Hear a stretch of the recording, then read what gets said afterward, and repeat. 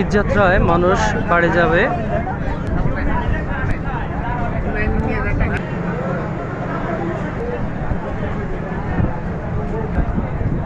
রাজশাহী ঢাকা রাজশাহী ট্রেনটি জয়দেবপুর থেকে অল্প কিছুক্ষণের মধ্যে ছেড়ে যাবে। ঈদযাত্রায় বাড়ি ফেরার জন্য মানুষ ট্রেনে উঠছে।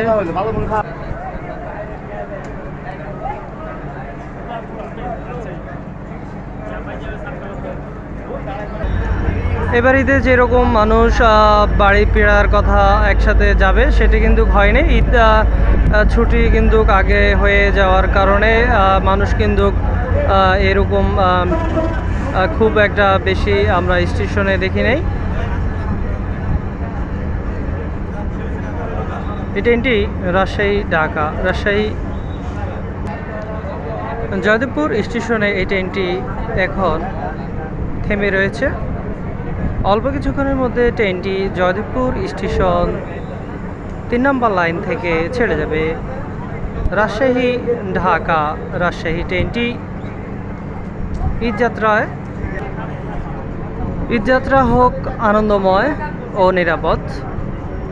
আপনারা যারা ট্রেনে ভ্রমণ করবেন অবশ্যই টিকিট সংগ্রহ করে নেবেন, টিকিট ছাড়া ভ্রমণ করবেন না।